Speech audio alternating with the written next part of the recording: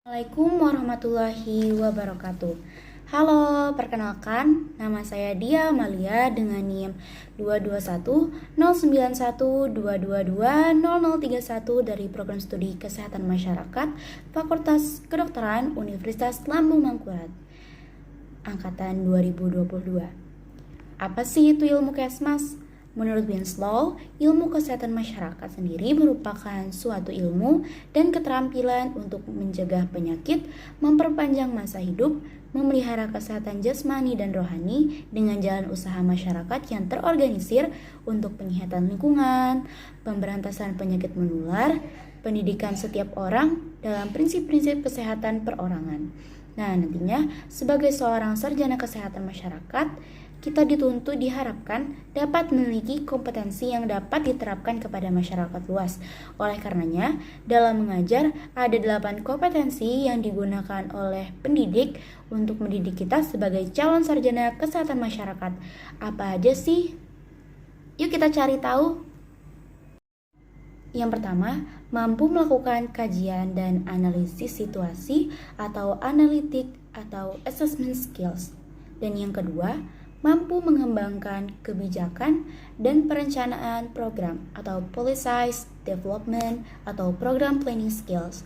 Dan yang ketiga, mampu berkomunikasi secara efektif atau disebut juga dengan communication skills.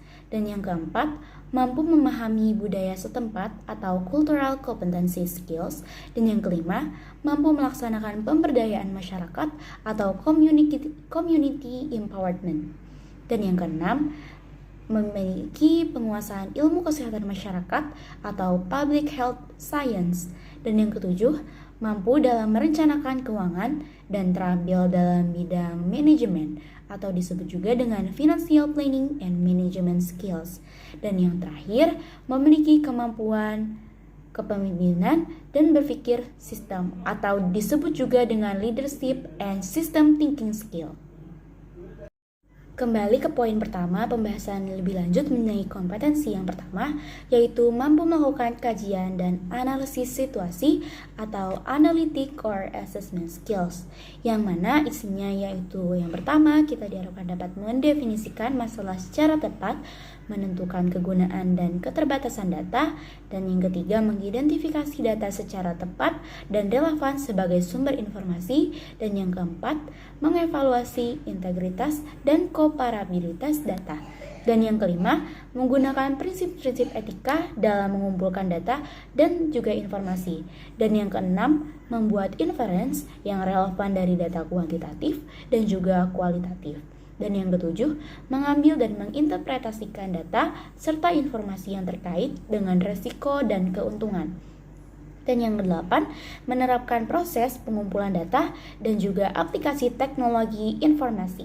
Dan kompetensi yang kedua yaitu kita diharapkan dapat mampu mengembangkan kebijakan dan perencanaan program atau policy development atau program planning skills, yaitu yang isinya mengumpulkan, meringkaskan, dan menginterpretasikan informasi tentang berbagai isu kesehatan, menyatakan pilihan kebijakan dan memformalisasikan dengan jelas dan padat, membahas implikasi kesehatan, fiskal, administrasi, legal, sosial, politik, dan menyatakan feasibility dan outcome yang diharapkan dari setiap pilihan kebijakan, menggunakan teknik terbaru dalam analisis penentuan dan perencanaan kesehatan, lalu memutuskan tindakan yang sesuai dengan masalah yang dihadapi, dan mengembangkan suatu perencanaan untuk mengimplementasikan kebijakan, mengubah kebijakan menjadi rencana organisasi, struktur, dan juga program. Lalu, kompetensi yang ketiga, mampu berkomunikasi secara efektif atau disebut juga dengan communication skills, yang mana isinya kita diharapkan dapat melakukan komunikasi melalui tulisan, lisan, atau metode lainnya, meminta input dari individu dan juga organisasi, lalu melakukan advokasi untuk program dan sumber daya kesehatan, memimpin, berpartisipasi dalam kelompok untuk memformulasikan isu kesehatan masyarakat secara spesifik, lalu menggunakan media dan juga teknologi dan jaringan untuk menyebar informasi, memutuskan tindakan komunikasi yang sesuai, mempresentasikan informasi yang akurat. Lalu, kompetensi yang keempat, mampu memahami budaya setempat atau cultural competency skills, yang mana berisi menggunakan metode yang tepat untuk berinteraksi secara sensitif, efektif, dan profesional dengan orang yang berbeda latar belakang, baik itu latar belakang budaya maupun yang lainnya, mengembangkan dan mengadaptasi berbagai pendekatan untuk menanggulangi masalah kesehatan masyarakat yang terkait dengan perbedaan budaya, memahami adanya dinamika yang berkontribusi terhadap keragaman budaya, atau sikap memahami pentingnya pekerja kesehatan masyarakat yang beragam. Dan yang kelima, mampu melaksanakan pemberdayaan masyarakat atau disebut juga community empowerment, yang menggabungkan berbagai strategi untuk berinteraksi dengan orang dari berbagai latar belakang, mengidentifikasi peran faktor budaya sosial dan perilaku dalam pelayanan kesehatan, merespon berbagai kebutuhan sebagai konsekuensi dari keberagaman budaya, mampu mengidentifikasi dan menjaga hubungan dengan berbagai pemangku kepentingan, lalu menggunakan proses dinamika kelompok untuk menyediakan pelayanan kesehatan masyarakat, mendeskripsikan peran swasta dalam menyediakan pelayanan kesehatan masyarakat, mengidentifikasi potensi dan sumber daya yang ada di masyarakat, menghimpun masukan dari masyarakat sebagai bahan pertimbangan dalam mengembangkan kebijakan dan program kesehatan. Lalu kompetensi yang keenam, memiliki penguasaan ilmu kesehatan masyarakat atau public health science yang berisi mengidentifikasi kewajiban individu dan organisasi dalam konteks pelayanan kesehatan masyarakat esensial dan fungsi dasar mengidentifikasi, menilai, dan memahami status kesehatan pada populasi, determinan kesehatan dan masyarakat, dan faktor yang berkontribusi terhadap promosi kesehatan dan pencegahan penyakit. Kemudian, memahami perkembangan sejarah, struktur, dan interaksi antara kesehatan masyarakat dan sistem pelayanan kesehatan, mengidentifikasi dan mengaplikasikan metode riset dasar yang digunakan dalam kesehatan masyarakat, menggunakan proses dinamika kelompok untuk meningkatkan peran serta masyarakat, menerapkan ilmu kesehatan masyarakat termasuk sosial dan juga perilaku.